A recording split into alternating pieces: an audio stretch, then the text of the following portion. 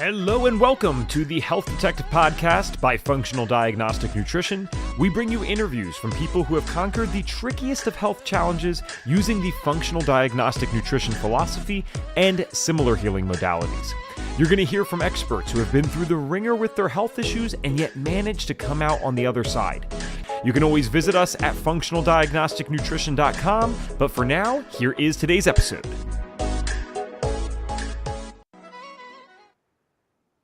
All right. Hello, my friends, and welcome back to another episode of the Health Detective Podcast by Functional Diagnostic Nutrition.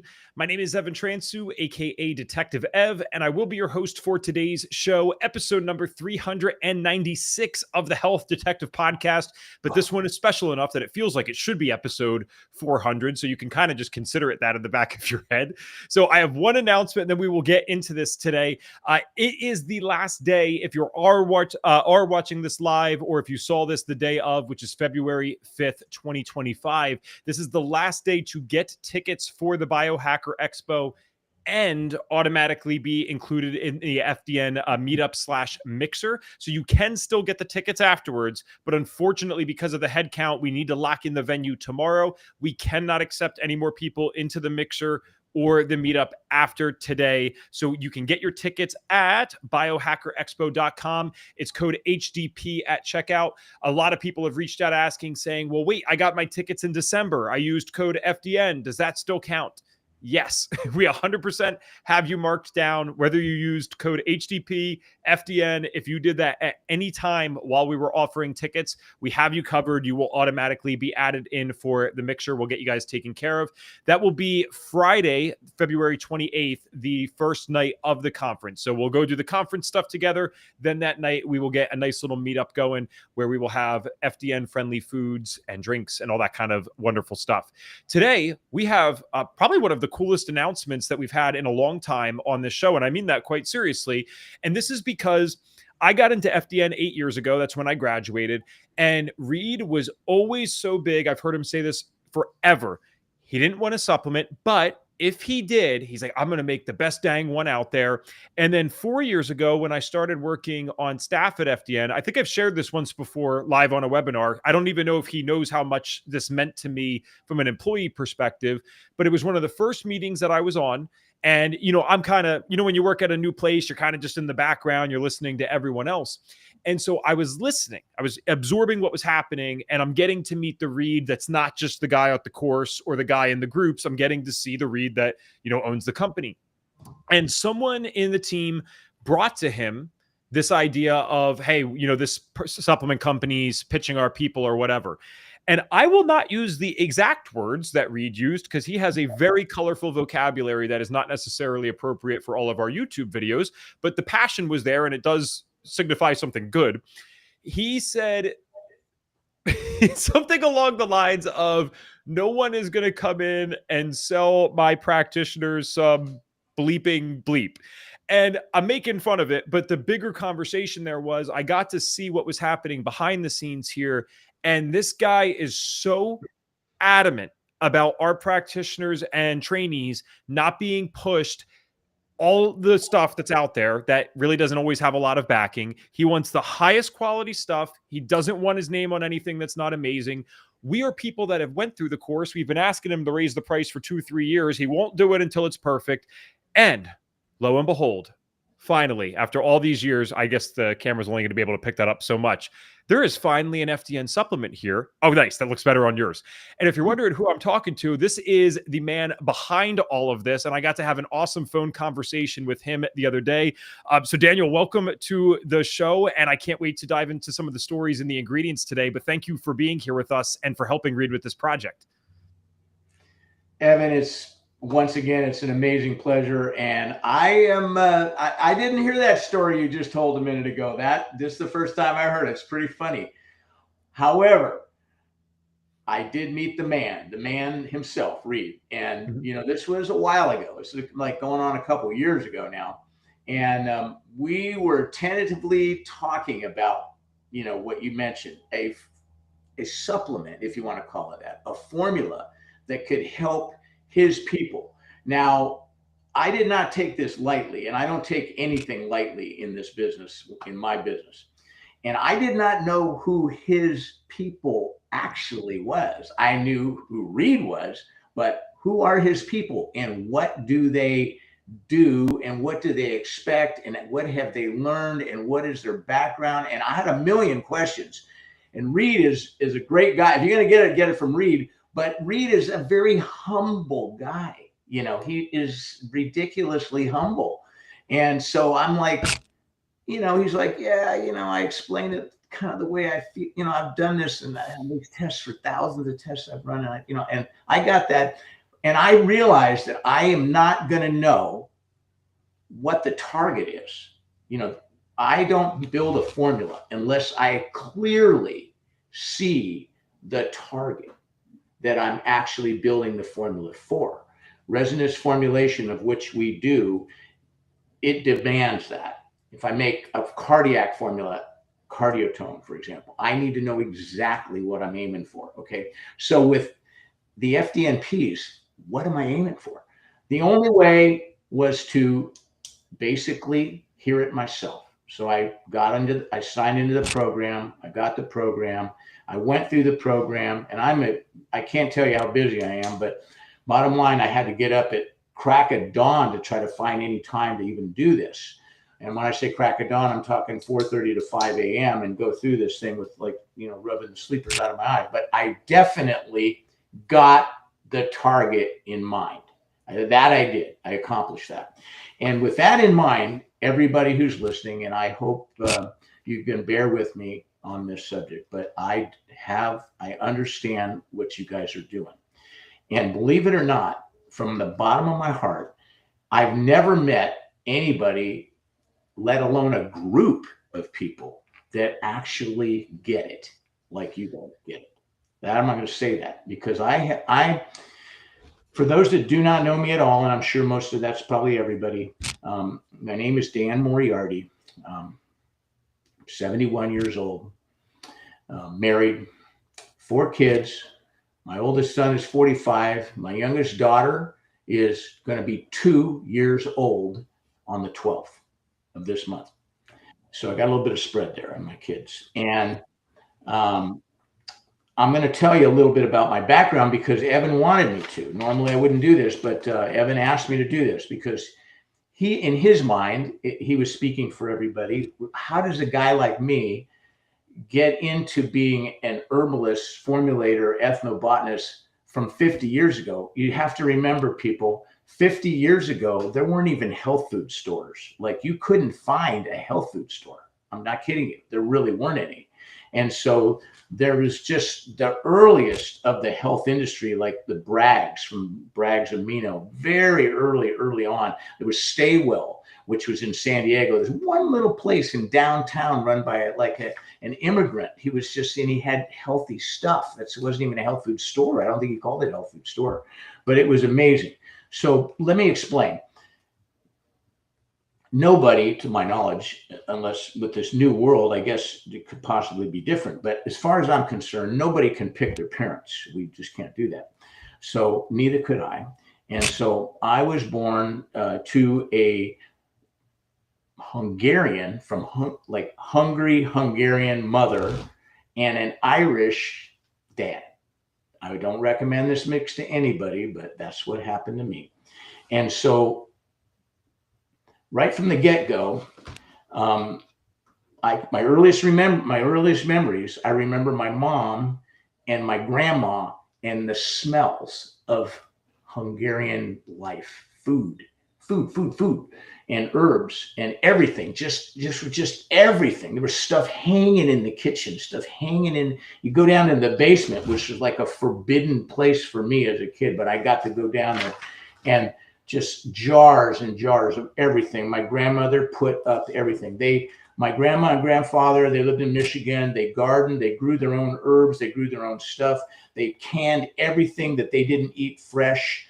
My grandfather was an herbalist in his own right. He brought the herbs home for my grandmother. My grandmother and even before her, now I remember as far back as my grandmother, but my mother and then myself, 3rd generation Hungarian herbalist, and goes back even past that, but I'm only speaking back as far as I can remember to my grandmother.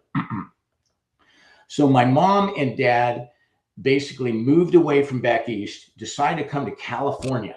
Okay. I did not want to go. I was perfectly happy where I was, but I'm going anyway. Wind up in Point Loma in the 60s, like 61, 62.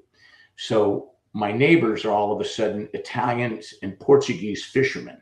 Okay. What a difference, right? Palm trees. Never saw one in my life. Anyway, that's where I was. And so, as far as what my mom did as an herbalist, I didn't pay that much attention. I was just overwhelmed with being in California, and there was surf and an ocean and, hello. I mean, that was like the biggest thing I've ever seen. And so there I got into that. I didn't pay a lot of attention to my mom and what she did for the longest time. Although I will tell you, she kept my siblings and myself healthy. I never saw a doctor. That I really remember quite clearly. Doctors just weren't in our life. So in 1972, I was driving. My girlfriend and I went to mainland Mexico. Down in Jalisco, Mexico is where we were at this point in time. And it was during that time that my whole life completely changed. Absolutely never to be the same again. I was sleeping in a little palapa that we had built in front of the best surf break I'd ever found. And it was still I've been there many times since, amazing place in Jalisco. I got stung on the shoulder by a very, very, very venomous scorpion. Its actual name is Sculpturus centroides noxious. Sculpturus centroides noxious, which, if that doesn't sound bad, it is. And so from my shoulder to my lungs and my heart is a very short distance. And I immediately was in distress. The pain was nothing. I couldn't breathe. There was just saliva coming out of my mouth. I was lost control of my lung. I could not breathe. And my vision shrunk down to like a little tube. I was like looking out of a little paper tube like that. And I was basically dying. What was really happening, if you really want to know, was these incredible amount of peptides from the scorpion venom was causing this like inflammatory cytokine, cascade, and my organs were being massively affected. My lungs and my heart were seriously affected. And I was basically going into multi-organ failure and anaphylaxis. So just to be perfectly clear, this was no joke. And so in my camp, there was a little Mexican fisherman fellow, a small guy who was there. His stature was very short. These people were not very tall people, but very good fisherman. He saw what was happening. He realized what it was, and he takes off. I don't see this, but he takes off. He comes back into our camp with this little Huichol native guy that he knew where he lived. He just went out and found him quickly and brought him back. Meanwhile, I'm living one breath at a time, and it's getting worse and worse. Okay. The next thing I know, I see this little fellow in my limited field of vision handing me a bowl of something. It was hot. My throat wasn't working. I couldn't really swallow. I somehow poured this stuff down my throat, and amazingly, within a minute, I was able to breathe. Like this huge breath. It felt like a giant weight. An elephant got off my chest. It was absolutely unbelievable.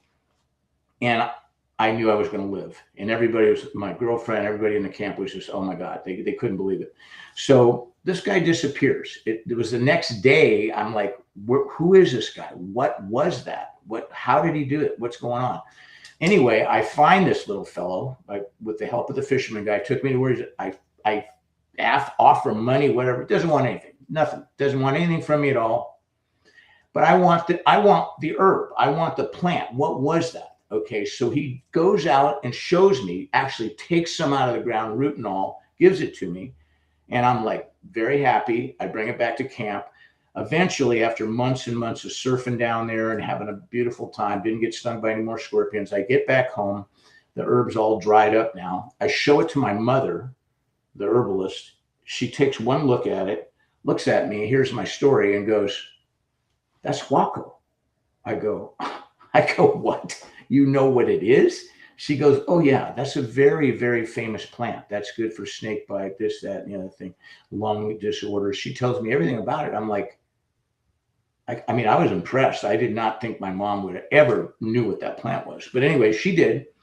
And to make a long story short, I humbly begged my mother to show me, teach me, somehow show me what she does. I never cared about it before, but, and I'm skipping over how this really, affected me. But all of a sudden, I had this, like, I knew what I needed to do in my life. I need to know what my mom knows. I got to know that. And she's got to teach me. And so I did everything she said, and I followed her instructions perfectly. And I was basically being taught and supervised by my mom. And I continued to do so until she died from complications from an accident up here in America. And so that was over 50 years ago. And so for everybody listening, I've continued on with the memory of my mother and who she was and what she did. And she had a specialty. Her specialty was women, all things female. And which is probably one of the reasons I didn't want to have anything to do with herbs when she, I could have asked her a long time ago, but nope, didn't want to know anything about that. So women would come to our house and she would just look at me, and that was my cue to just get up and leave. And that's what I did. And so she would handle whatever. And in the local doctor, believe it or not, years ago, doctors actually would come to your house. It was like just like in the movies, they would make house calls. There was a doctor by the name of Dr. Wisner, and he would literally send all the female patients that he didn't want to have anything to do with, send them to my mom. So that's what my mom did. And so, I did not want to specialize in women's herbs, women's problems. I just didn't have an interest in that. But my mom says, you need to pick a class of herbs that you will specialize in. You have to do this. And she goes, and in this class of herbs, whatever you pick, you will be the best or the only, which is Hungarian for saying be the best, because you can't be the only. There's always another herbalist somewhere. But my mom was adamant about this. The only herb that I knew myself personally, that I had any real experience with myself, aside from this Wacko, which saved my life, but I knew very little about that. But I was very familiar with ginseng. I'd actually paid money and bought it. I knew it had an effect. And my mom goes, good, that's a tonic herb. It's also known as an adaptogen.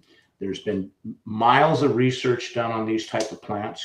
Nikolai Lazaroff, Mr. Breckman, Alexander Panosian, moving on, this Dr. Cellier in Canada with the stress response theory. All of these people are excellent sources, but you're going to need to go even deeper. You're going to have to know every adaptogen that you can possibly find in the whole world. Now, fortunately for you, Dan, that's not every plant in the whole world. That's just every adaptogen. So you're going to have to go on a quest, and you're going to have to find the people that know the plant, and you're going to have to listen to those people and let them show you how they use it. And this is what your job is until I say otherwise. And so I thought, well, that sounds interesting. And so to make the long story short, I did. And so I became, I have to say, at this point at least, an expert in these herbs, in these adaptogens, which work at the cellular level. And they really, really help the body at the cellular level and beyond, systemically and every other which way, deal with stress. Now, I know FDNPs are very familiar with the stress issue, the upstream problem and, the metabolic cascade and, metabolic chaos that ensues from this unrelenting, mitigated stress. So adaptogens, it just so happens that I'm actually pretty good at working with these things. And then I learned over the years how to entrain these adaptogens in formulas that are synergistic so that they work in a fashion that is much, much greater than the sum of their actual parts. This is really important. This is the entourage effect. Most of you probably have heard of it. But my mother's point of view was that herbs have an impact that is not predicated only on the physical herb itself. It's actually a biological, physical, almost like a wave or a shock to the system that is faster than any physical digestion dissemination through the system.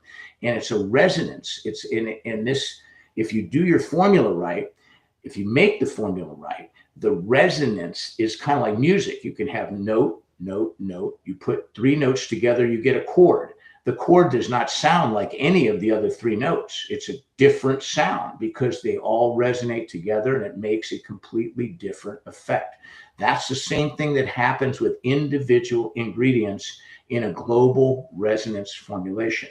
So Sunhorse, what we have our protection on our methodology, it's called global resonance formulation. So it's based on the global sourcing of herbs from a single category, in this case, adaptogens, and we put target molecules in front of them. That's true. And we get this resonance that you can get from this same class of herbs, even though they grow in all different parts of the world. They all do very similar things. There's level 1 and level 2 primary and secondary adaptogens. And then there's basically tonic herbs below that. And they all can build an effect. And this effect is tremendous when it's done correctly. And it's taken me, well, my whole life to figure out how to do what my mom was trying to show me how to do. And I guess that's why it took her whole life, and probably the same for my grandmother, and on and on. So 50 years of concerted effort towards this concept is what brings us to talk about this formula for Reed and all of you people in the FDN network out there. This formulation, this blending of this intrinsic wisdom, this ancient wisdom that I did not invent. I'm just one of the people that have somehow, through serendipitous being where I was at the time, became aware of it and then had to put in the effort. And it is not just me. I have been helped along the way by many, many, many healers of all different ethnicities. And that's why ethnobotany is so interesting, because you get to study the people and the plants they use, and the plants and the people who use them. So either way.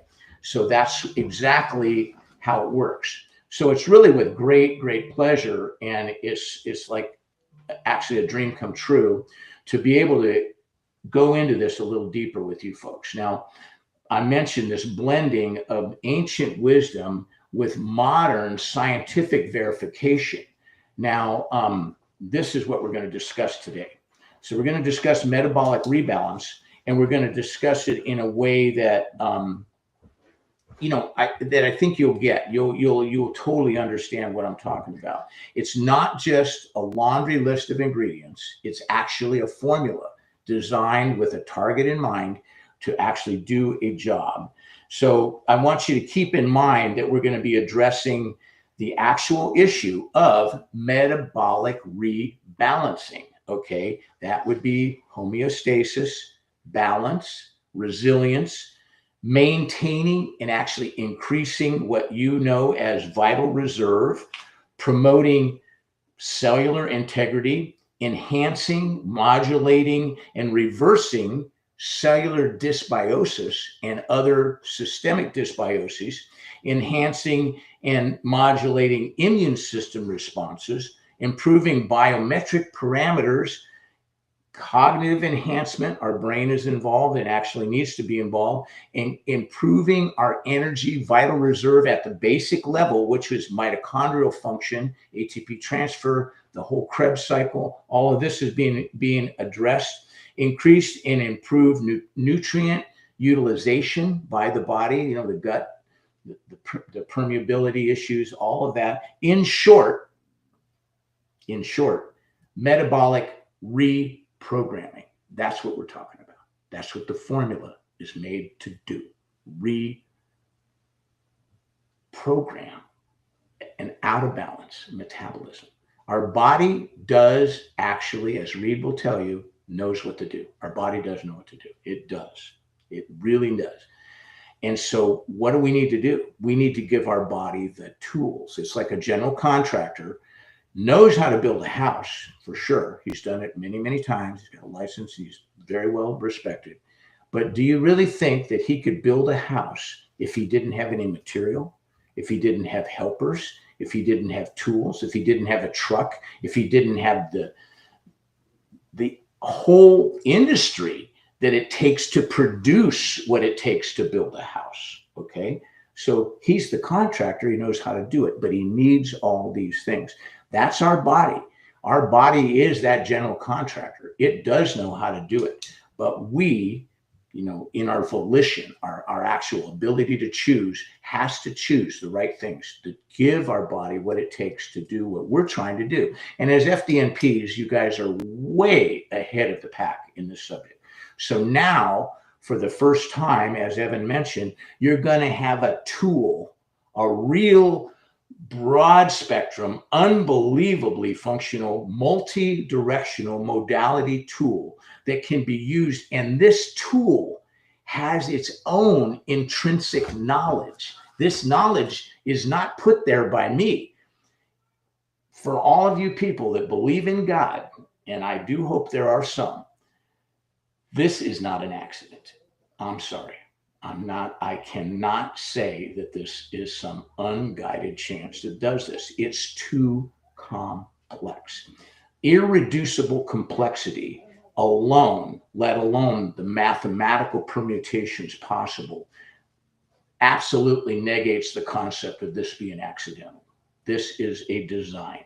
Our cells, the pathways, the portals of access to these functionalities is nowhere near the most complicated lock in the world with the most complicated key you could ever make is a joke compared to how complex the cellular mechanisms that we're talking about are.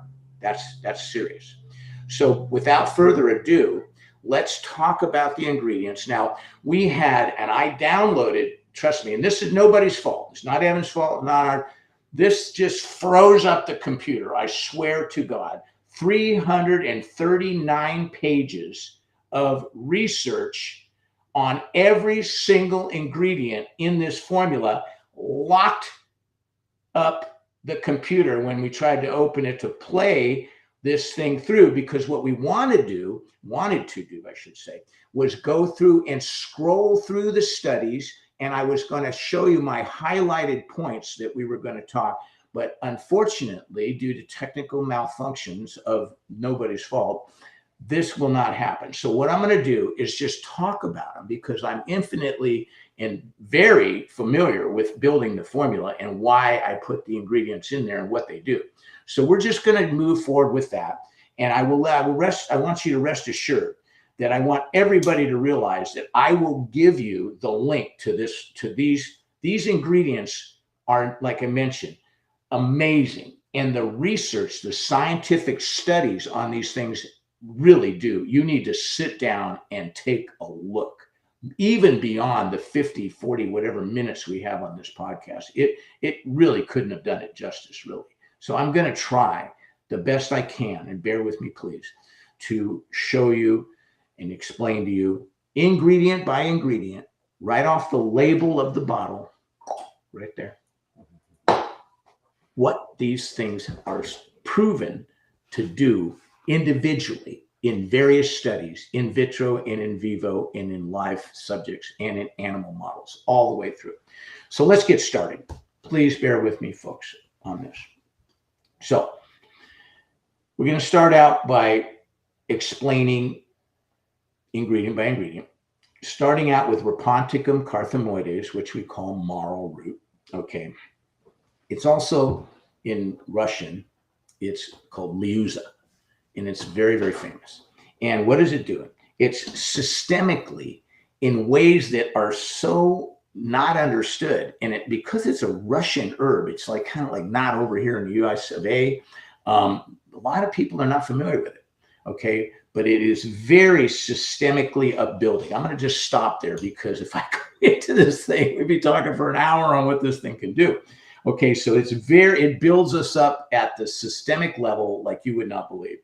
And I would say you've got catabolic wearing you down, and you've got anabolic which would be building you up. And it's very upbuilding. I mean, if you give this to somebody who's like not much energy left and doesn't have a lot of things going on energy wise, their vital reserve is worn down, this will help build them up in a very, very big way. Okay, then we're going to go into another one. It's called black maca. Okay, Lepidium mayeni. The black maca is the rarest and the most difficult to procure, grows above 13,000 feet. Now think about that. The top of Mount Whitney is 14,000 feet. So imagine trying to grow something up on Mount Whitney. I don't know if you've ever been up on Mount Whitney, but if you hike up or do the rock climb, nothing much is growing on the top of Mount Whitney, right? So it's a difficult place to grow anything. Yet this black maca can survive in the ultraviolet rays at 14,000, the weather, the extreme hot, the extreme cold, the radical sunlight, everything about it. This plant can survive in that condition. It's the highest of the macas, okay, in very, very small production, okay, and it will give you it gives you, when you eat it, this ability to withstand. That's what plants do. We take them in and we get what the plant has to do to survive is imbued to us. So this mitochondrial efficiency, it starts with, it improves that and improves everything from the cellular energy level out. An interesting thought is that when the Spanish went into this part of the world, down Peru and those areas, their horses would die trying to get up in the high mountains. They just dropped dead. They were hauling up weight and whatnot, and the horses would just fall over. And it wasn't until one little native guy just kind of says, hey, you got to feed your horses some of this stuff. And they looked, and it looked like a radish. You just chop it up and just give it to the horses. And so the Spanish are just kind of like, okay. So they chopped some up. They fed it to their horses, and lo and behold, the horses were able to not only go up in there and cross over the top of the Andes and into the Atacama Desert and cross the Atacama Desert. They were able to do that. And then they themselves started to take it. And it was featured in all the writings of the early Spanish, and they exported it back to Spain, and it was given to the royalty there. They kept it among, it was just an amazing plant. So let's put it that way. So the black maca, the yellow maca, basically it suppresses this. In the studies we have, oh, what do you know? One popped up. Aha. Okay. So let's not just get into the weeds here, because it's going to take a way long time, but we're at maca. So black and yellow maca, basically in the formula. The maca suppresses the lung cancer. It's the main ingredient is one of them is called a macamide. It inhibits the proliferation and invasive ability of cancer cells. It's absolutely amazing. You have to remember that cancer is nothing more than a severe cellular dysbiosis. Okay, that's what cancer is. It's not an alien invader, that came from somewhere and landed on us. It's not a microbe that invaded our bodies. It's us. It's our body. It's our cell. Okay, so this cellular dysbiosis, of which in the extreme state is called cancer. Okay, so it has the ability to benefit even serious cellular dysbiosis. Much study is done on this. Okay, so we'll move forward. Then we have Eleutherococcus senticosus, which is called Siberian ginseng. This is a level 1 adaptogen. Alexander Panosian is virtually the expert on all things having to do with Siberian ginseng. The Russian government paid huge amounts of money to research in endemic plants that could give their soldiers, their cosmonauts, and anybody that would, their mine workers and extreme workers, lots and lots of health and ability to withstand tremendously terrible conditions. It promotes a healthy lymphatic function. There's one thing that's interesting. People often complain of edema, or if you fly in an airplane, people's legs will swell and stuff. It reduces that substantially. It does many other things. It inhibits the proliferation of lung cancer lines, cell lines. Many. I don't even know how many studies, but I've included at least 2 studies in this run. Okay, so there you have it. Moving forward, because we have a lot of other ingredients. Marpuama, which is called Ticopytalum olicoides. That's the next one. There you have it. And it's a neuroprotective, which means it protects the nervous system. It's stress reduction. It lowers the stress response in true adaptogenic fashion. And this is one of these plants that I ran across down in Brazil.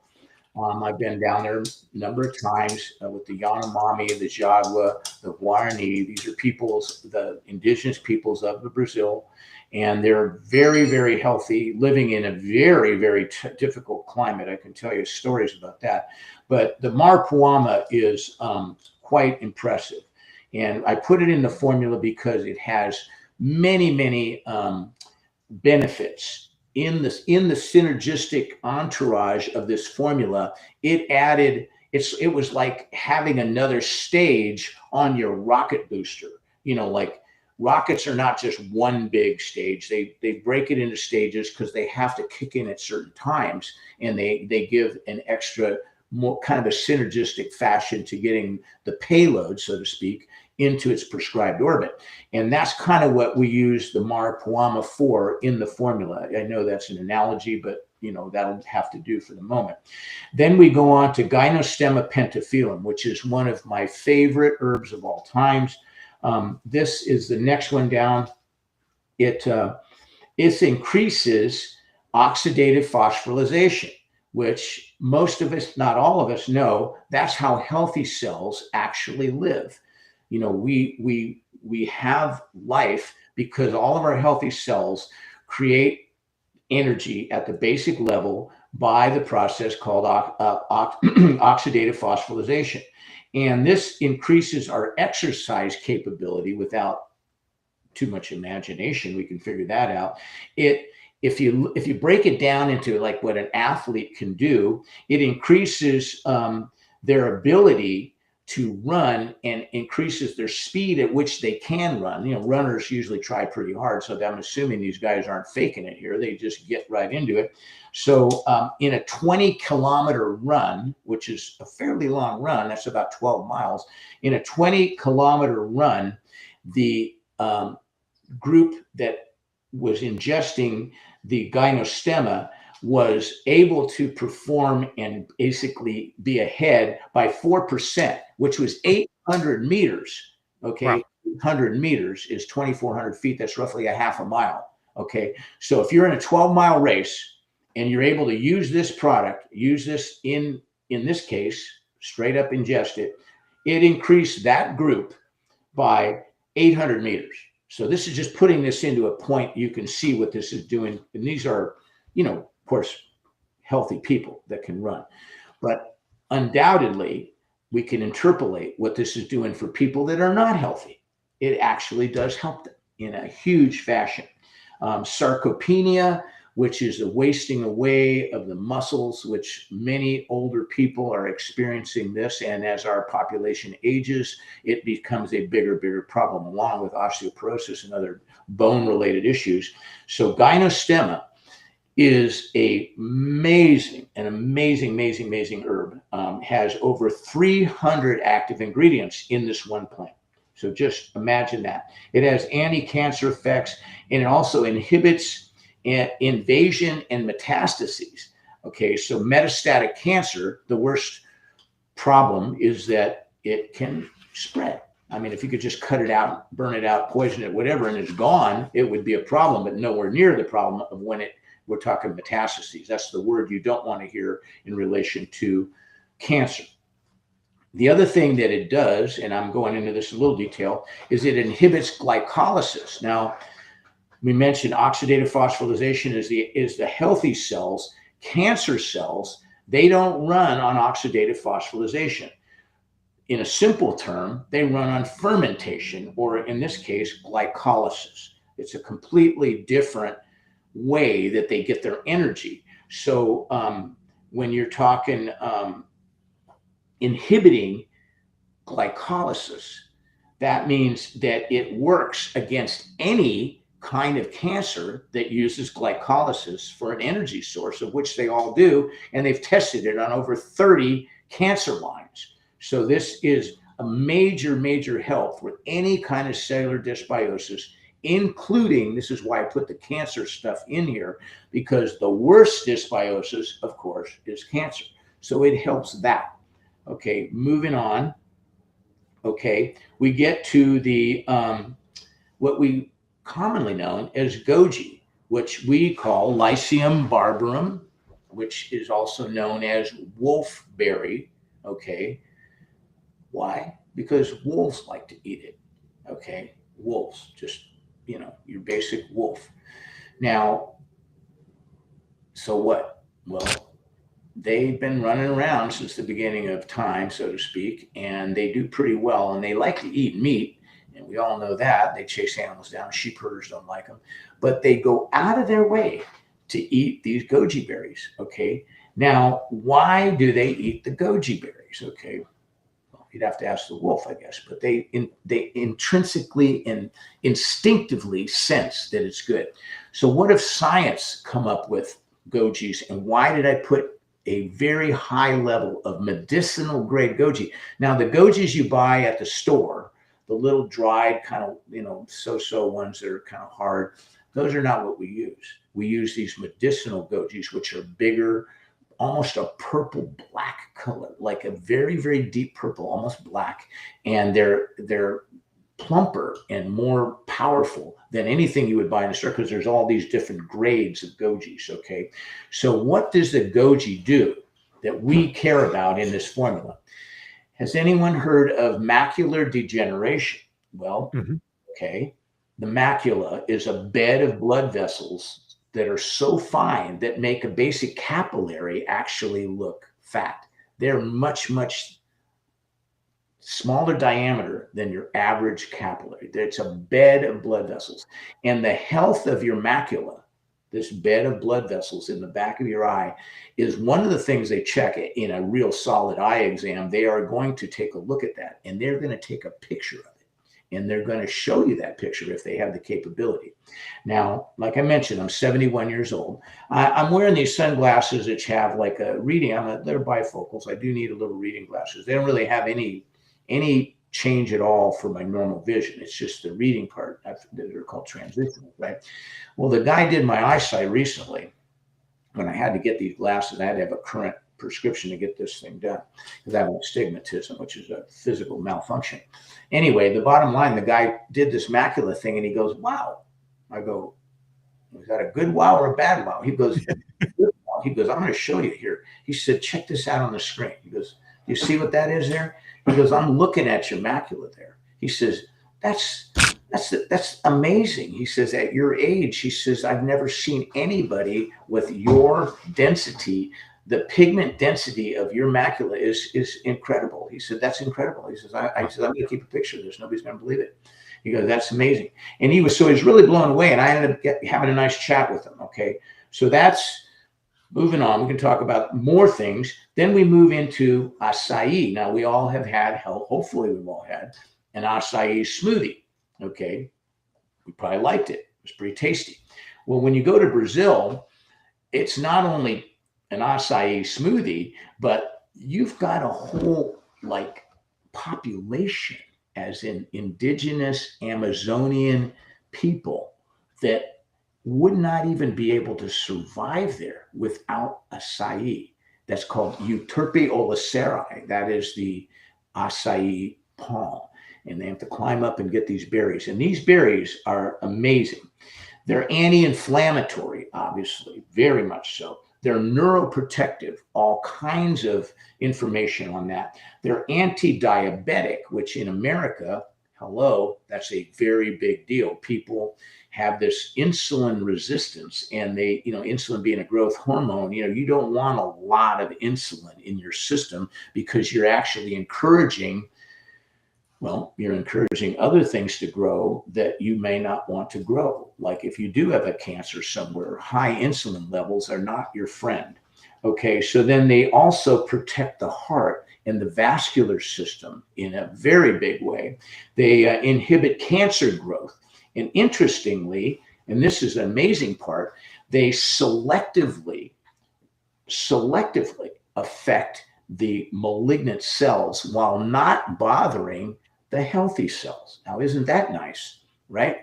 So I'll go in, I could talk about this for hours, but we all worry about cancer. Everybody thinks about it from time to time, or maybe we know somebody that's had it. So why don't we do this? Why don't we all go just take a chemo treatment or 2 or 3 or 10 as a preventative? Why not? We don't want cancer. Let's just take chemotherapy, right? Are you all laughing? I hope so, but it's not funny. Nobody, and I do mean nobody, would take our Western medicine chemotherapy as a preventative to cancer. You're not going to do it because why? It would probably kill you or at least degrade you severely. And yet you can take our formulas and you can take the stuff that we're talking about that directly affect and positively impact massive cellular dysbioses such as cancer preventatively. Now, isn't that a nice thought? So instead of taking chemo, which is insanely stupid to do without having cancer, you can take this and you know what? Guess what? Probably not going to have to worry about it. And prevention is one place where American medicine, we are abysmal at prevention. We don't prevent anything hardly compared to what should be done. So moving on, we come to Panis quinquefolius, one of my favorites. And this is also known as American ginseng. Now, America, is it, meaning North America, we're talking about the continent. This is a imperial level, like immortality class herb in America. The Native Americans, big story, but when the so-called discovery of America, I mean, there's discovery and then there's recovery from discovery. Well, the Native Americans, they numbered about 140 million individuals, people of all tribes when they were discovered. Okay. So now comes the recovery from discovery. 15 million from 150 million. What happened to them all? Well, the Europeans weren't friendly, and the diseases they brought were even worse. Okay. But the American ginseng was traded freely across all of North America. And it was gotten from the East where it grows naturally. And by Native American traders put it in their little backpacks and put it in their, you've got to remember, they didn't have horses. Horses didn't come until the Spanish came. So literally walking, no horses, walking from one coast to the other of this beautiful land that we call North America and is now called US of A, they would carry this ginseng, and it was a highly valued product. It was a trade thing because they all used it. It's been found in parts of the country where it doesn't grow. It had to get there somehow. So they used it. Improves cognition, improves insulin sensitivity. It's an antimicrobial. It inhibits the very formation of adipose tissue. Hello, fat. Now, we're not talking about cutting it out. We're not talking about taking Ozempic. We're talking about preventing it from happening, okay? It's an anti-inflammatory. It restores homeostasis on all kinds of levels. And balance and resilience, all FDNPs know, this is one of the best. And guess where it all goes? It doesn't all get used in America.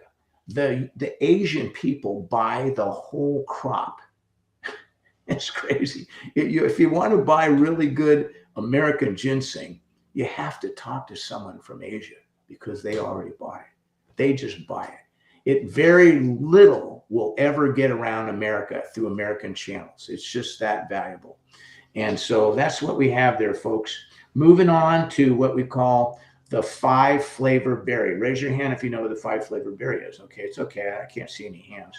But anyway, it's called Schisandra chinensis. It's in the formula because it does an amazing job.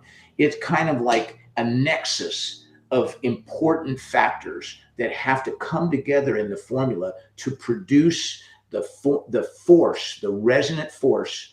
I don't want to go into that too much, but let's just talk about what it does.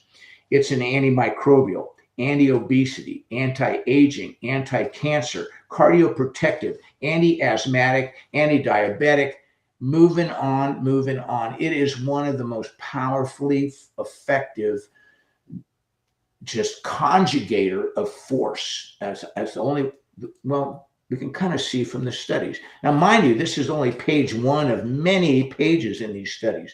So just, keep moving through. This is a one page in many, many studies we're looking at. So all of these studies, folks, when you're working with your people, I've put these together. I've sent them to read and through Evan, and you guys can rest assured, speak with authority about this formula that we've created for you. This is the whole point here. Next, we're going to move on to Glycyrrhiza urulensis. Active ingredient is called silymarin. And what is it known for? Well, many things, but one of the things we're going to feature is liver health. Now, who cares about your liver? Well, if you're an alcoholic, you're going to care about your liver, even though you didn't care about your liver to get to be an alcoholic. But, you don't live very long without a liver because there's hundreds, and some people say up to 500, and I don't know the actual number of function that the liver produces for our benefit. But let's just talk about what this herb does. It's known as a hepatoprotective. Hepatoprotective means it protects the liver, and it's a glycolysis inhibitor. So this is important because it's inhibiting it at the liver at that point in the physiology there. So this is what you call the anti-Warburg effect.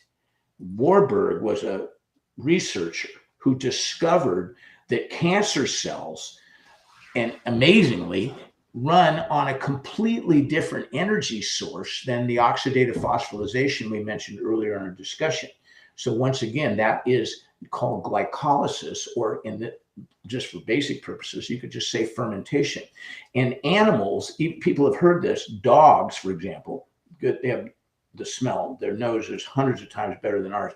They can smell cancer before any instrument we have can detect it. A dog's nose can smell it. And what are they smelling? They're smelling the glycolysis, the fermentation in the system. The dog can smell it. It comes out of our pores. It's being emitted, okay? And a dog, a little old dog, can smell it. And yet we don't have instruments that can do what they do. Okay, so what is this stuff really all about? It will actually suppress these things called oncogenes. Oncogenes are this like subset of these kind of a negative subset that's responsible for malignant cellular glycosis. And this is what this herb does. It just turns off the switch. Hello, there's the light. I guess we could climb up a ladder and get a tool and take the cover off it, unscrew the light bulb and pull it down, and maybe take the wire off, which is kind of Western medicine. Or we could do something a little different, kind of the way it was designed. It's like walk over, find the switch, something turned it on. Well, guess what? Use the switch, let's turn it off. And so that's what we're doing here, folks. We're using the proper, natural, protective, functional, efficient ways that our body works anyway. So metabolic rebalance is a formula using all these things. And all these studies are 100% take it to the bank. Okay, moving on. Rhodiola rosea. Okay, we've all heard of it. It's getting popular, I think. There's so many things you can talk about here. So what do I pick? I mean, I kind of focus a little bit on this. Maybe I shouldn't have, but when we talk about dysbiosis, when you say cancer, that's got to be the hugest problem. And I will tell you, I work with people that have this problem. and the medical profession has failed them. In other words, they have no answer anymore. They're stage 4, non-operative, terrible prognosis. They give them months, days, weeks to live. That's it. Sorry. You know, you've done all the chemo, you've done all the radiation, you've done the gene therapy, you've done it all. Now what? Well, sorry, we've managed your decline. You're now at the end stage of this thing, and they suggest you put your affairs in order. But you know what? It doesn't have to be like that. So when we're talking about metabolic rebalancing, we're talking about metabolic reprogramming, okay? And this is one of the main things that rhodiola rosea can do. It actually reshapes the tumor metabolism. So think of what I just said. You have a tumor. It's already a tumor. It's like a protective, biological coating around this thing that resists the immune system. It's a tumor. It just growing from the inside. It has what they call angiogenesis. It develops a blood supply. It's kind of got a life of its own. It's a bummer. Okay. And if this thing's somewhere where they can't operate, it's a real bummer. Okay. But what does this stuff do? It actually reprograms and reshapes the tumor metabolism. How can it do that? How does it penetrate this bio coating film that tumors get that keeps everything, including the normal killer cells, out? Are we forgetting resonance? Let's not. Resonance is not dependent upon physically getting through the shell. So this is what it does. And it increases these transgenic cancer-infected mice. It increased their lifespan survival rate by 95%. Hello. That's funny, because you're asking yourself, well, why doesn't everybody have it? This stuff sounds like the end all be all. There's not a lot of monetary incentive to curing your business model when your business model is the disease. Okay, so let's just stop there, move on. Okay, so we're talking about, in case I ramble a lot, sorry, rhodiola rosea, the salidroside and the rosavins, which are the active ingredients, and which there's about 80 other ones, but we're only talking, they enhance exercise performance. So they pick up the whole body's exercise capability. 30% decrease in perceived, meaning the person's perception, 30% decrease in perceptual fatigue. Think about that. Okay. And your reaction time, how fast is that? Whatever your timing, okay, it actually reduces reaction time by between 6 and 9.5% in the study, okay? And on and on and on. Once again, we're only cherry picking a couple little things of what this does. Now we're going to move to astragalus membranaceus. It's called astragalus. It's a root. It's an amazing ingredient. Many studies. Now, I'm inviting everybody to interpolate not only what these ingredients are known to do by virtue of these studies, but I'm inviting you to interpolate the possibilities of an actual synergistic formula designed to seriously help the metabolism in the way that we've discussed. Okay, so that's what this formula is about. So just take all this information and imagine what it can do in a synergistic, greater than the sum of its parts formula. So astragalus, okay, a chemoprotective. Now think about that. You take chemotherapy, that's chemo. It has some bad effects. We've all seen it. And if we haven't seen it, we've seen movies about it. But what happens when people take chemotherapy? Serious stuff. Chemoprotective. It extends survival time Okay, so this is in an oncological setting of where they're managing your decline. Okay, they're charging you for this, by the way, but they're managing your decline. And as they're managing your decline, they discover that in an oncological setting, this extends your survival time. It makes cancer cells more sensitive to the chemo. Wow. What is that going to do for you? Well, let's just say we don't ever tell people don't go to the doctor. We never tell people don't go take chemo. We don't do that. We can have an opinion, but we don't say that to people. You know that. We all know that. So they're going to go get chemo. Okay. That's probably what they should get. And then the doctor's going to tell them, right? But it's going to make the cancer cells more sensitive to the chemo. And that chemosensitivity is a major factor on whether that cancer has a happy outcome, and the person with that cancer has a happy outcome, okay, a better outcome. So in a neuroprotective, it also, get a load of this, and you're going to love it, because as FDNPs, you spend a lot of time with this, and that is it improves the intestinal barrier function, okay? Is that a small thing?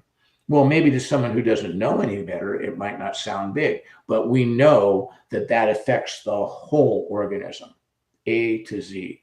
Improves intestinal barrier function. In other words, dysbiosis, leaky gut syndrome, all of the Crohn's disease, diverticulitis, on and on and on and on. IBS, I mean, keep going. Flatulence. I mean, everything, all of it. It improves it. Okay, moving on. Ganoderma lucidum. Ganoderma lucidum. What does it mean? It means shining skin. Derma, like skin. Ganoderma lucidum. Okay, lucid, like light, and derma, skin. So it's light, shining skin. That's the name of what this stuff kind of does. You know, it treats, as they say, metabolic disorders. Oh my gosh. I mean, this just, hello, they say treats metabolic disorders.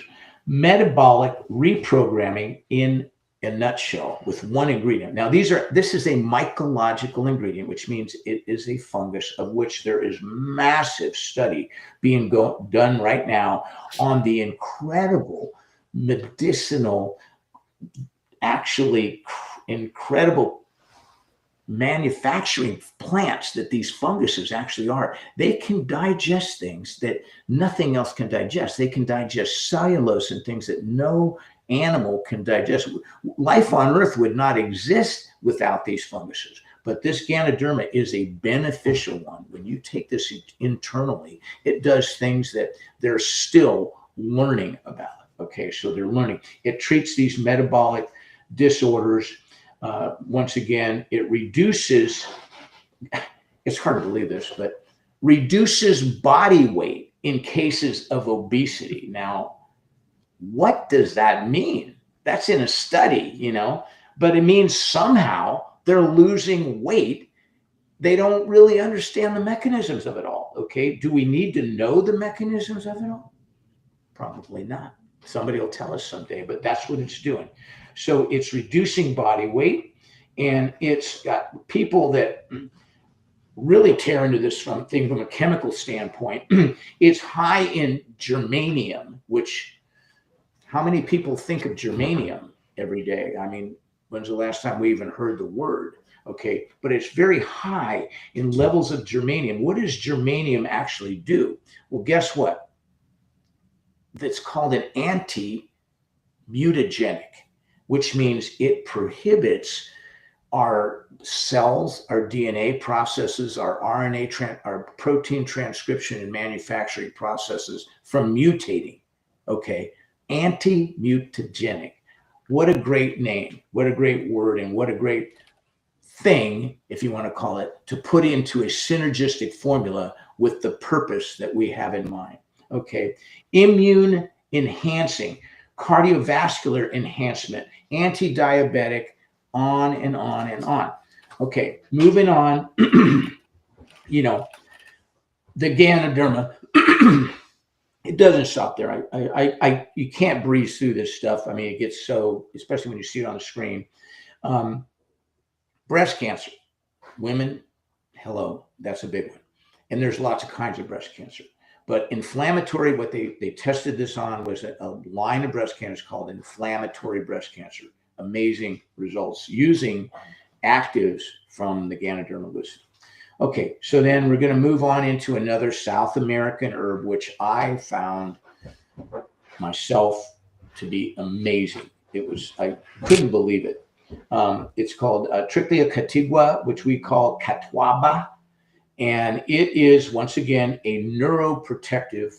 Okay, remember the whole metabolic process that we're trying to make a positive difference in. Obviously, a neuroprotective of this magnitude. That's why it's in the formula. Antioxidant, and known in just broadest of terms as anti-fatigue.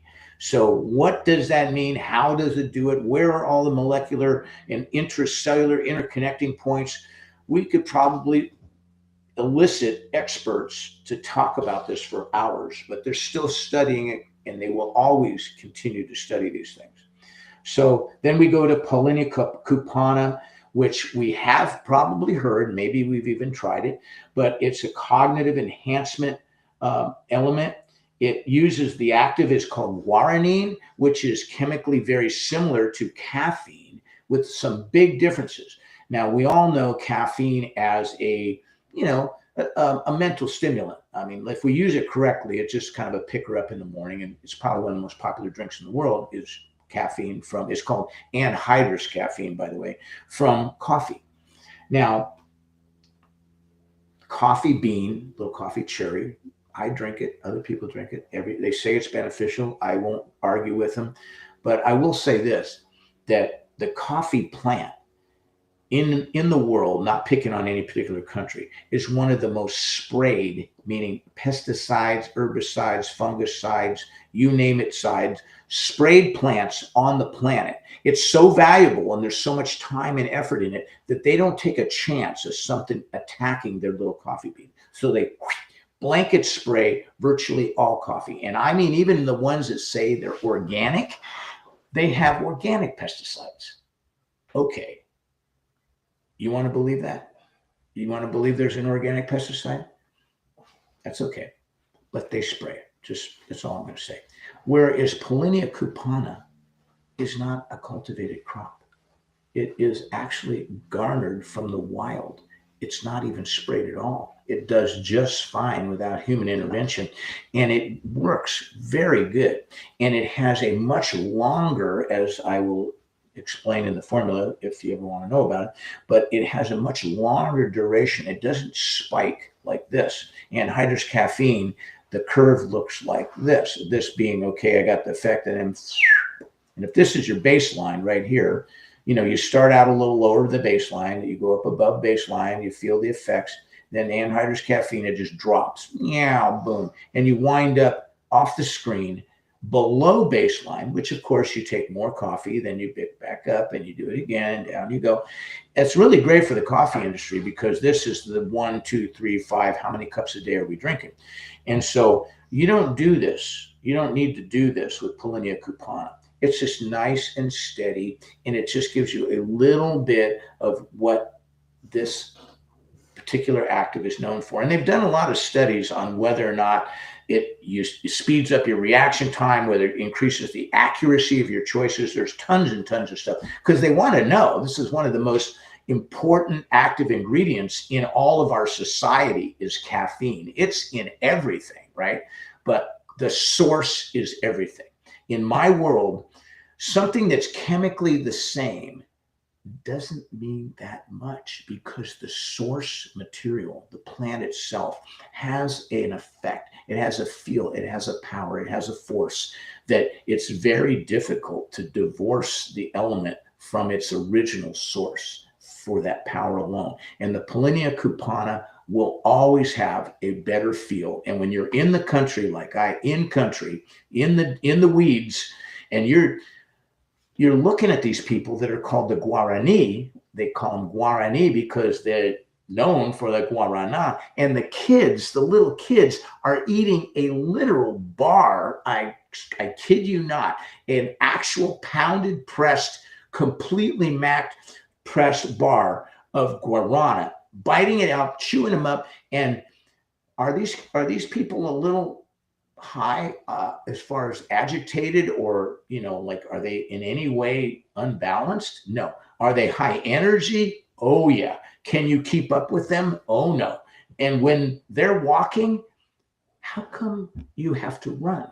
I couldn't figure this out. I would follow them through the jungle, and I never saw them run, but I had to trot to keep up with them. I'm like, how come I'm having to trot and they never trot? I never did figure out how they move so smooth where I just could not keep up with them, except to sprint in between where I could. And so they live on this stuff, and it's very, very interesting to see. Moving on to ashwagandha, which is called, the active is called a withaferin, by the way. This is just one active, and there's many others, okay? But, everybody, aside from cancer, if I had to say a disease that people fear, it would have to be one of them. I mean, we fear a lot of diseases, but Alzheimer's, that's a bad one. I mean, that's like, hello, they don't know you anymore. It's a decline, eventually kind of fatal, I guess, in its final stages. But, ashwagandha has shown big promise for Alzheimer's. And one of the things that it does is that it reduces this material that the brain seems to build as a defensive mechanism. It's called amyloid plaque. We've all heard of it. It reduces amyloid plaque aggregation. Okay. That's a big deal. So they're really like, hello, this is a big deal. This is like a real big deal, because as an aging population, people, we are concerned about our mental health, obviously. Okay. So how about something really bad beyond, if it's possible, beyond Alzheimer's? How about Parkinson's? Oh yeah. What does it do for Parkinson's? It reduces their motor impairment. Remember, Parkinson's, they have uncontrollable tremors that, they just can't. It starts out very light when they get it, but then eventually it becomes very, very much. Their whole body can be racked with these tremors. It reduces this motor impairment and improves all of their parameters. Their biometric parameters are improved with the addition of this one ingredient into their system. Okay, so the formula has a heaping helping of, I will tell you, I'm really picky about sourcing. And if anybody knows me, and if they've worked with me in Sunhorse, and the people that work with me in the lab, they know that this is how I do it. I always get the very, very, very best actives I could ever. It doesn't matter the price to me at all, because that's not the point. The point is, this stuff has to work. And there's a reason why one thing costs $250 a kilo and something else costs $40 a kilo. And then you have to ask yourself, it's the same plant, and it has a COA, which means certificate of analysis. And you look at it, and it's not that, there's very little difference in the numbers. How could one be 250 and the other one be 40? And why would people pay 250 and someone else get it for 40? I mean, but in our world, we are unfortunately the victim of a lot of marketing, and we're the victim of this commercial system that really is all about, run by the bean counters, not the formulators. They would tell me, Dan, you've got $4 to make this formula that's going to be 60 cap, $4. And I'm like, well, what's it sell for? And they go, well, $65. So they're giving me $4. This is in my early days, $4 to formulate something that they're going to sell for $65. I'm like, that doesn't seem right. And then I look into what really would work.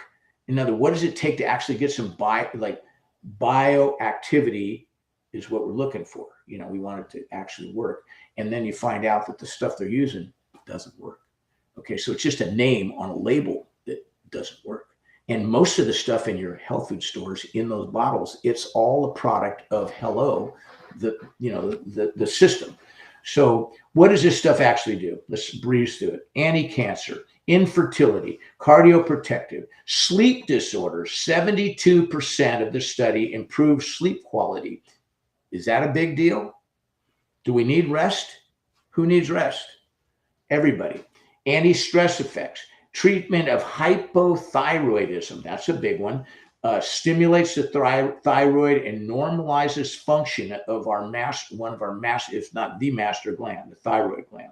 Increases muscular strength, improves homeostasis. That's their words, not mine. Improves homeostasis. It has, this is amazing, selective toxicity. There's two words you don't often see together. Selective toxicity in cancer. By activating, how does it do this? They're like, wait a minute, selective toxicity, that's like the holy grail. Well, not in America, but in countries that care, the holy grail of cancer is selective toxicity to cancer. And what does it do? It activates a tumor suppression protein. Okay, there once again is the key and the lock, not an accident. It's built into the formula. I might not disagree if somebody said, Dan, you kind of went overboard on this formula. Reed says, listen, Dan, I want your best work. He says, I want this to be the best formula you've ever done. And I said, I was laughing. I said, does that include all my formulas? He goes, yes. Right away, he said, better than anything you've already got. I go, I got a whole company of formulas. And he's like, no. I go, this got to be the best. Yeah. And I'm like, I go, Reed, I go, I love you, bro. I go, of course you do. Okay, why not, right? And I said, you know something, Reed? I am going to make it the best. And I am not kidding you. I don't build formulas. If I can make it better, I do. And that's kind of why Reed chose me. I'm driven to do this, and I don't care about the cost going in. It costs what it costs, guys. I'm sorry that good stuff costs something, but we don't predicate these formulas we don't save money on the ingredients. We do the very, very best. And I'm always searching. That's one of my biggest things that I do. Yeah. So he got the best I can do currently. Now, I don't know if I can ever do a better one, but I'm definitely going to try. But anyway, selective toxicity, guys, you got that along with it. And then thankfully, if you've hung in there and haven't hung up the thing and shut your screen down, I wouldn't blame you if you do. But I hope you've hung in there.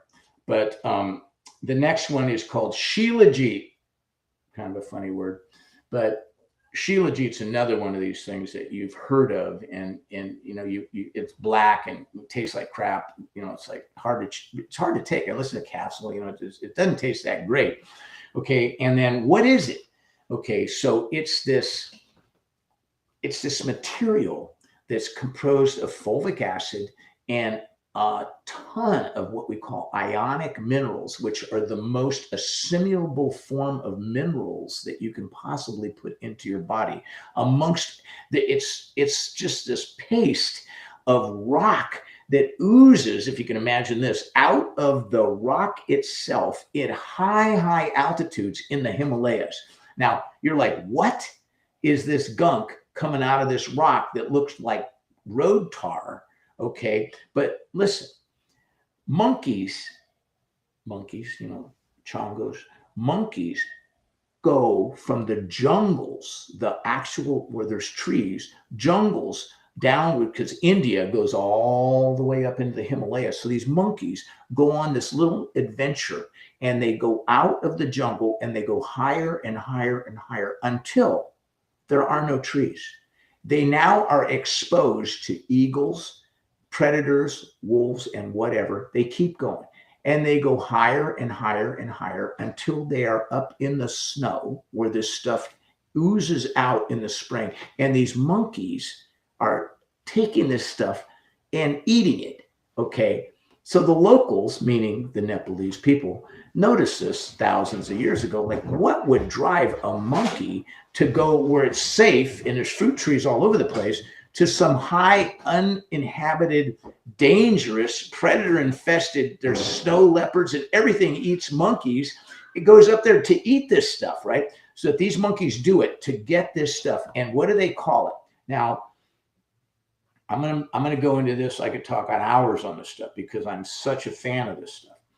But it's called the destroyer of weakness in their language. That's what it's known as. And I am pretty close to the Nepalese climbing fraternity in the fact that they hired Sunhorse to give them lung support, cardio support, and my formulas so that Nim Sherpa could climb every 14,000, every over 8,000 meter peak, of which there's 14 of them, 14 8,000 meter and above peaks. He climbed every single one of them in one extended season, meaning one long climbing run, most of them without oxygen. Okay, in the Shilajit in my formulas is the finest, because there's levels of this stuff like you wouldn't believe, and they dilute it and they do all kinds of terrible things. And I'm taking no prisoners. It has to be the best. And the stuff I get is the best, and it is right in there. And let me tell you, I'm proud of it. I'm proud of the extent that we go to and to go through to put this formula together. I have to finish with one of my favorites, good old North America. And it doesn't really happen anywhere else, guys, but we're done. I mean, bear with me here. Maple syrup. Wow. Maple syrup? Everybody's perks up about that. Put it on your pancakes, but not just any maple syrup. It has to be organic. It has to be extra, extra dark. The darkest, most black. It looks like blackstrap molasses. It's beyond anything you're going to see in a store. What does maple syrup have to do with what we're talking about? Well, guess what? Quite a bit. Okay. First of all, it affects the cells. It's an anti-colon cancer. Anti-colon cancer. It's hard to believe, right? You're like, come on, Dan, you're bullshit. No, I am not. Okay. And I have used maple because it fits the formula in this fashion. Like, all these herbs have to be acceptable to the body. And when we're talking about people that are ill and people that, their system's not working right, you have to engage your body to bring these things into it. The maple syrup serves that function in the formula like you wouldn't believe. So what does it do? In the case of colon cancer, which, by the way, is a big one in the United States, it's better than traditional chemo. It's a lot easier to take, okay, for colon cancer. It's also anti-gram-negative bacteria, which are really, that's not a joke either. Okay, so it aids the cellular acceptance of active ingredients. Okay, so the drug companies, I mean, there are drug companies, right? We're not a drug company, but let's say drug companies, they know this. So when they're trying to get the body to accept their drugs, they actually have to go and use this element a lot of times. Okay, so guys, men and women, I say guys in a just a general term, but I will tell you that you can feel comfortable and confident. And we have 339 pages of beautiful research on our ingredients, and you can interpolate as to what it's going to do for your customers and what you're going to do for your clients and what it's going to do for you. Because I want to tell you right now, I don't want anybody giving this to anybody that hasn't taken it themselves. I feel strongly about that. And so I want you to get a hold of Metabolic Rebalance just like this and take it. And then you will know from the bottom of your heart exactly what your people are going to experience. You'll be able to tell what's going on. And, Reed and I are birds of a feather in this respect. If you want to work with me, you got to work with me. It's not a joke. And so I used to tell people to do the Sunhorse Challenge. We have a beautiful MSQ if anybody wants it. It's a multi-symptoms questionnaire that goes before and after, like do the last 48 hours and then do the next, do it a month or two later. But the Sunhorse Challenge was this, and I'll explain what it was. You invite your people, and do this yourself, to stand in front of a full-length mirror with, I say, no clothes, so you could see yourself, the way you really are, and take a picture of you in a mirror. Click. Okay, so you got this picture. Okay, now take Sunhorse, Metabolic Balance. Take it for a month. Take it for 2 months, whatever the period, but at least 1 month, if not two. Take it every day. And then get in front of the mirror again. Same mirror, same light, same time of the day, whatever. Just make sure it looks the same and go click. Take a picture and then look at both those pictures. Okay. That's the Sunhorse Challenge. You look at where you were 2 months ago and you look at yourself 2 months later with this formula in your system. Okay. Do that and let me know what you think. Guys, I appreciate it. Evan, yeah, you know, I wish I could see all their little faces out there. Well, I can do you one better. Well, not one better than that, I suppose, but I do have the chat overlay here. Guys, could you please, and we'll do some, Dan, I want to be respectful to your time. Are you able to take 2 or 3 questions? I mean, oh, I'm good. He's got that Sunhorse energy, guys. So can we please first put a thank you in the chat so he sees the overlay? That was absolutely excellent. And I know that you don't know me that well, and obviously you don't watch our podcast, but that is not something that I say lightly at all. I don't know that we've had anyone come on here in almost 400 episodes, and your ability to just, yeah, I get it that you're like looking at some bullet point notes, but you can't fake that. I mean, that was an hour and 20 minutes basically of just bam. That was awesome. All right. So time flies when you're having fun. Yes, and thankfully, because you guys got that PDF to me, I don't even know if you personally could see, but 90% of the time I was able to share the slides along with you, or the screen along with you. So I was sharing the studies that ended up working. You could see these thank yous pouring in. All right, let's go to some of the questions that we had from before. And again, I won't keep you all day, but thank you so much. Guys, this will be available, by the way, March 1st. I will probably get back on and do a Q&A with Reed. If Dan would like to come back on, obviously he'd be more than welcome. And we can kind of do a live Q&A that day with the stuff that we talked about today. And then we can get you guys the formula. So there was one that I wanted in particular. Oh, okay. This was a great question. Functionally Enlightened asked, I wonder, with all the ingredients in the formulation, how is it tolerated by the highly sensitive population? And I can actually, you can see that right below there. And so this is a good point because first of all, again, I'm very impressed with it and I have it myself. Sorry, guys, staff members perk. This was nice. We got to get it ourselves around Christmas. But I do wonder about this because I even think of like something like ashwagandha.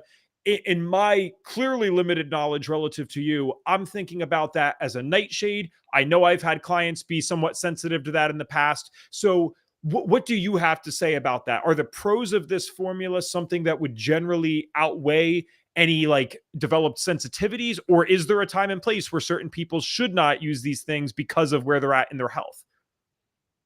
Evan, that is, and I really want to congratulate who it was that put that question up there, because that is the core crux question you could possibly ever ask.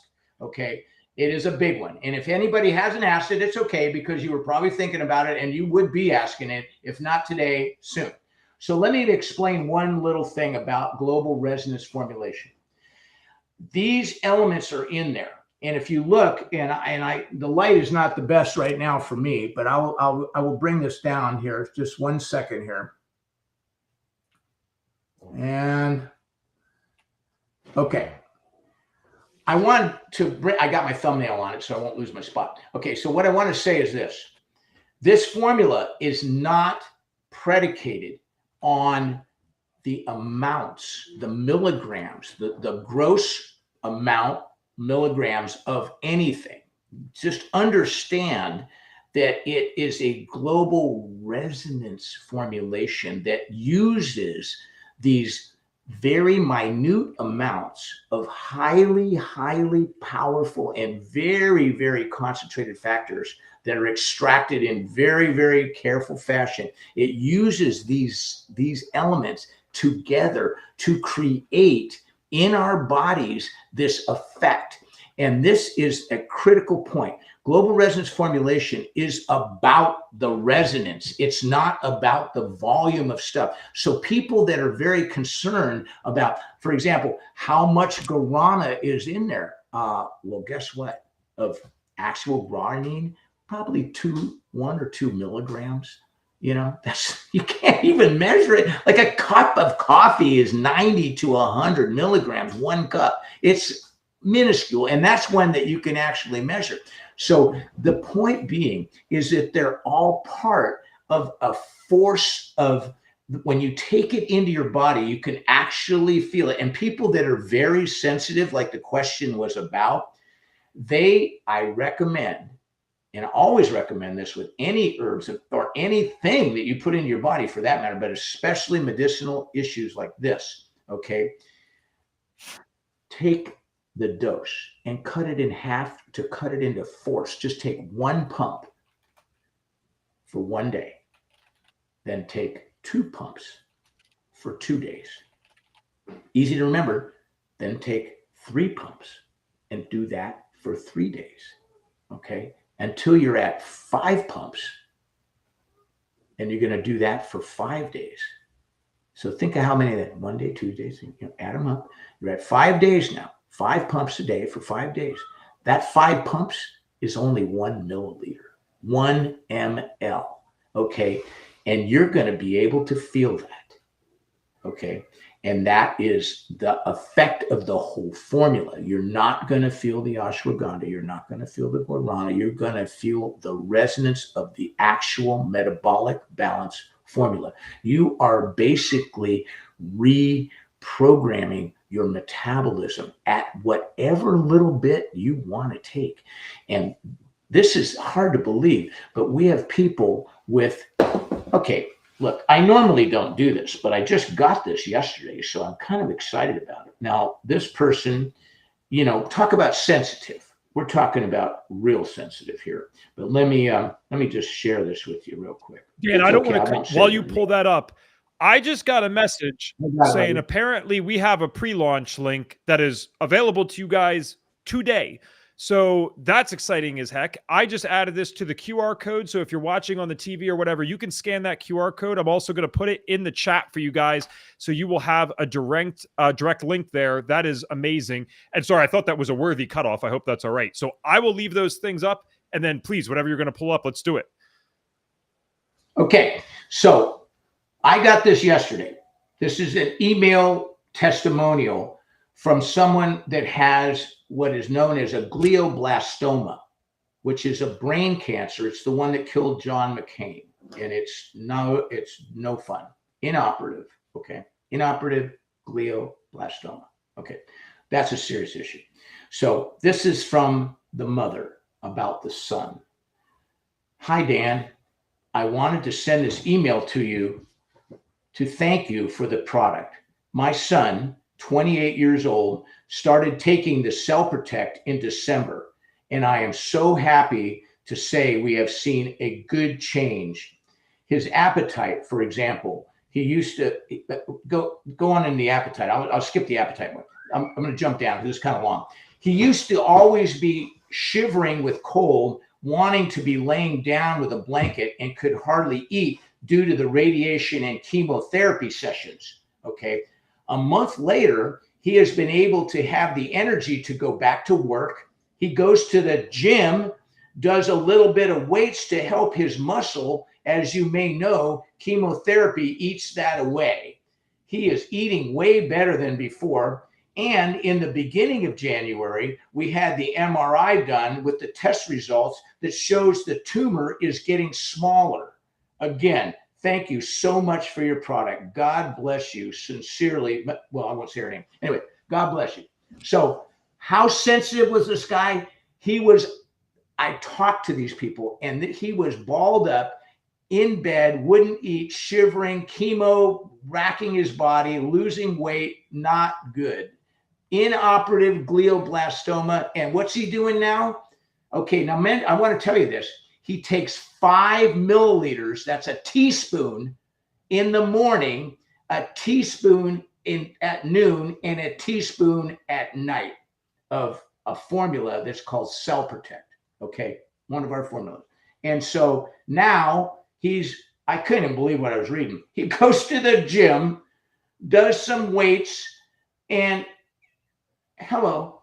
Okay, so guys, the resonance is the whole point. We get protection for what we do because of what it does. Okay. And so bottom line is, people that are sensitive, that's great. We want you to be sensitive. And we want you to take less than a dose and do 1 pump for 1 day, 2 for 2 days, 3 for 3 days, 4. That's easy to remember. 4 all the way to 5. When you get to 5 pumps, don't worry about it. Take as much as you want, but you don't need a lot more. That's about where you're at. So thank you for the question. And we've never had a problem with somebody that titrates the formula going in.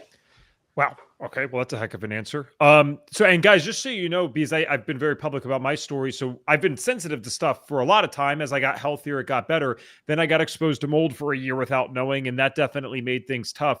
I've been taking this, and now it's actually kind of funny to hear you say this, because I don't think this could be placebo then, because I didn't have the expectation.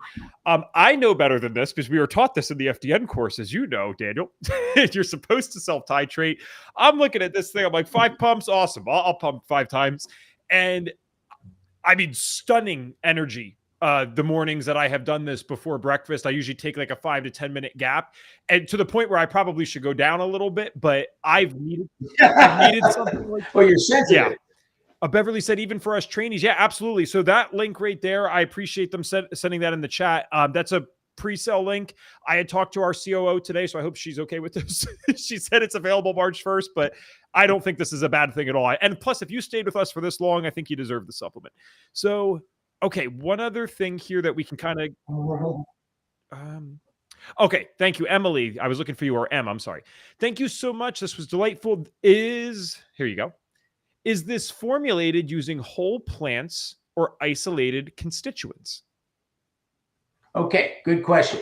What we do with most of it, it's depending on the extraction capabilities, and not capability, but the extraction concept that we use on different plants. Some plants are leaves, some plants are roots, some plants are leaves and roots. And you understand where I'm coming from?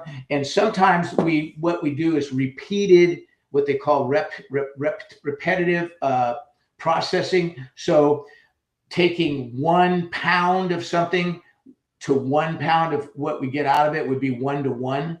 Sometimes we go 10 pounds of something to 1 pound, so that's 10 to 1. Sometimes we go 20 pounds of something to create 1 to 1 pound, that's 20 to 1. Some of our stuff goes to 100 to 1, and some goes to 200 to 1. But it's whole plant in most cases, unless, like ginseng, we don't use a lot of the stems and roots, the stems and leaves, although we do use some. In other words, the root itself is the primary, what people call the medicinal aspect of it. And the stems and leaves are generally not used, but I believe, this is why I do this, I believe that the whole plant, in cases where the plant does not have a toxicity from one part of the plant to another. There are plants where the leaves might be toxic versus the root, or the root could be toxic versus the leaf. In that case, obviously, we don't use it. But in cases where we can use the whole plant, I have been raised, like I mentioned, by a Hungarian woman, my own mother, who told me, I don't want to go into religion, but she says, if God put it in there, by God, don't you be taking it out for very good reason. And so there better be a good reason for it not to be in there. So we like to take the whole plant, or at least the biggest, safest amount of it, that if as long as it doesn't have toxicity to a different part of the plant. I don't know if that answered your question, but the concentration levels they vary quite a bit. So some of it's 1 to 1, a lot of it's 1 to 1, and it can go up depending on the ingredients. And it's a lot of intellectual property stuff, how we do our formula, but some of it goes all the way to 200 to 1. And that's why we have to pay many times to get that level, to get that much bulk material in. Like, in other words, if you're doing 200 to 1,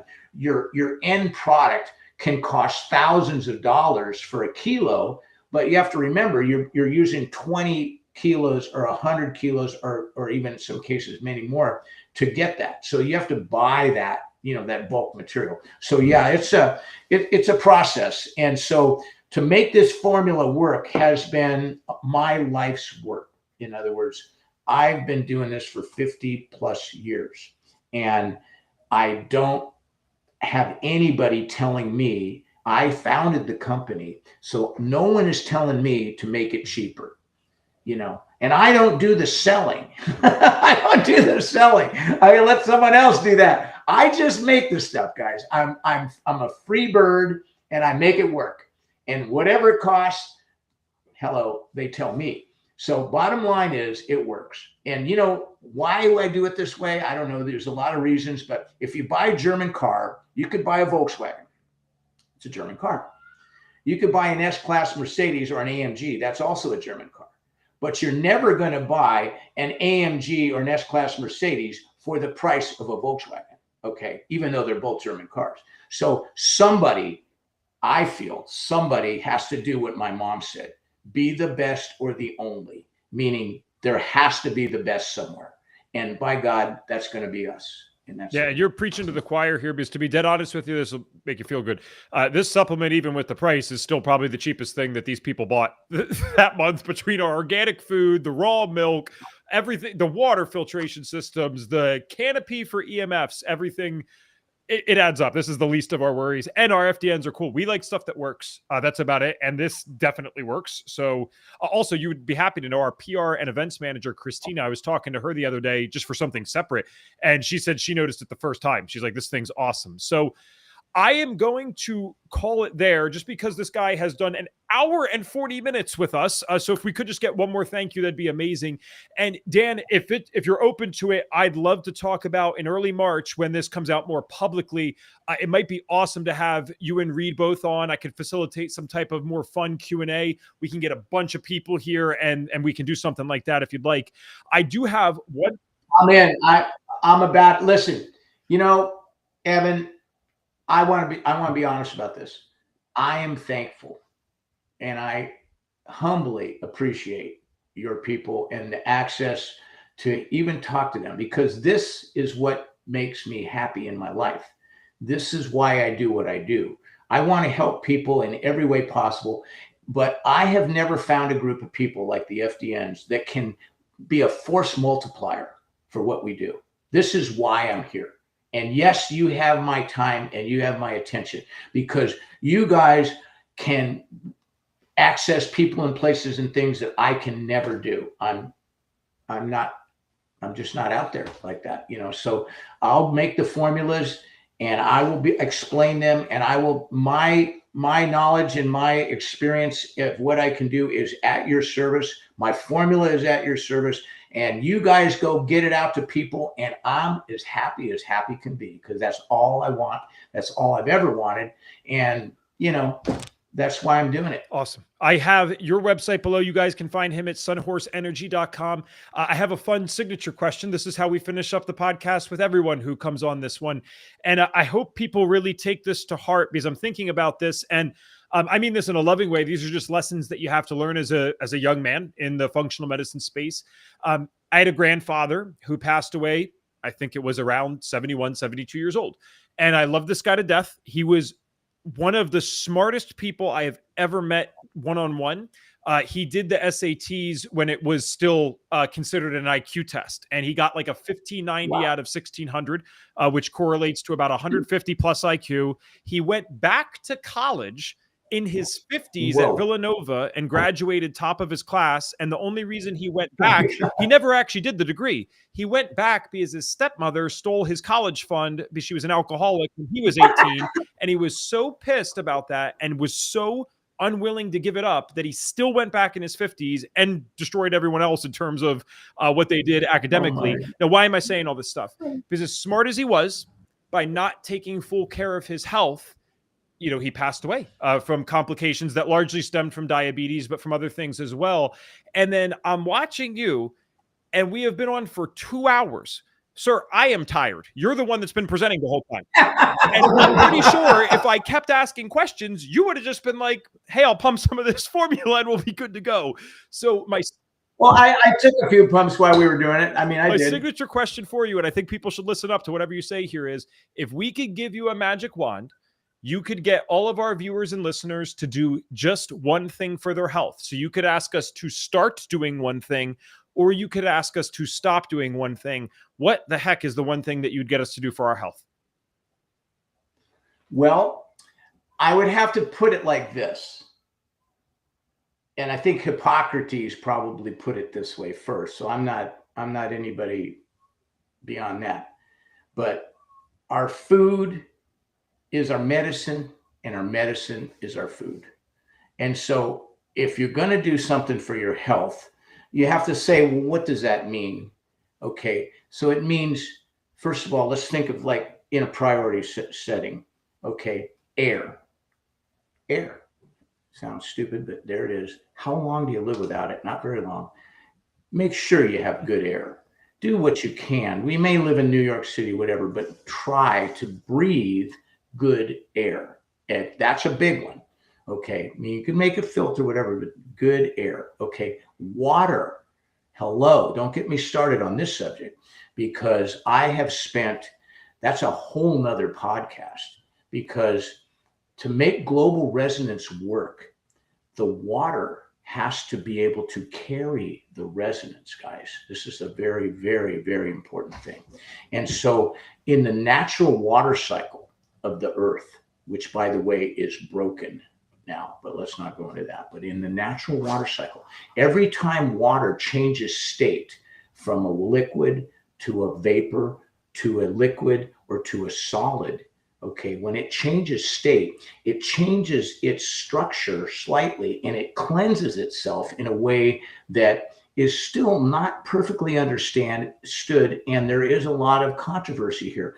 But know this, that if you take water from a water bottle, like Evian water, bottled water, or tap water, or any kind of water, and you water your plant with it, okay, and then you take rain, it falls from the sky. It just kind of comes. You didn't really do anything, but it lands on the plant. Which grows better?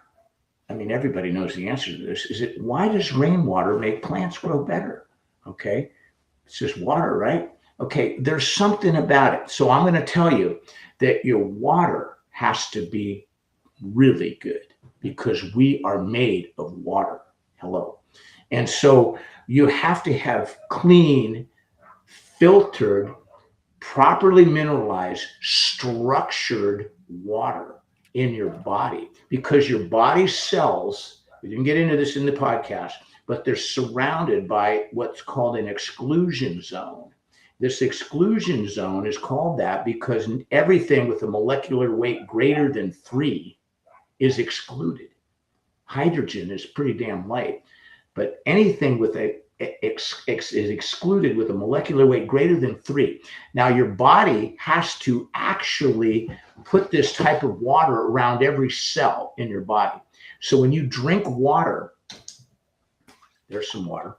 When you drink it, the body has to expend energy. This is the answer to the question, Evan. So your body has to expend energy to structure it. Your body can do this, but it takes energy to structure this water so that there now is an exclusion zone of structured water around every cell. When you pre-structure the water, if you do it correctly with a, and you have to get me on a different day for this one, but there's a way to do it. But if you pre-structure your water correctly, there's a net energy savings to your body of a huge amount, which now frees up.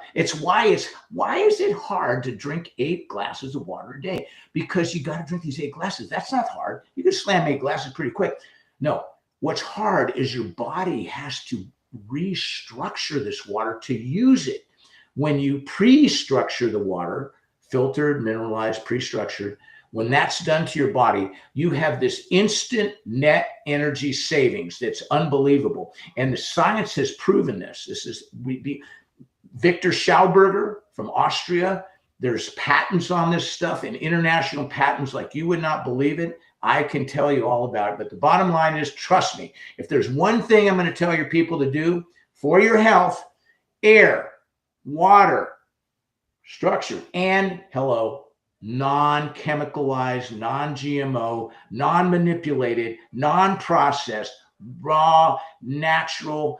Cook it if you want, but by God, it better be good food. And if you really want it to be good, you're probably going to have to grow it yourself, because I don't trust too many people are doing a good job with that. So even if you have a sprout jar in your windowsill, listen, I don't care if you live in New York City, 20 floors off the street. You can have a sprout jar with a mixture of mung and alfalfa and various sprouts, and it will sprout in the sunlight. And that handful of grown sprouts by you has more nutrients than anything you're going to buy at the store. I don't care what it is. Okay. So air, water, and live enzymatic, spark plug included food. And then the last but not least, it should be in the front. It should be at the top above air. Should be, please, being doesn't mean anything. Humane being. That's what we need to be. We need to be humane beings.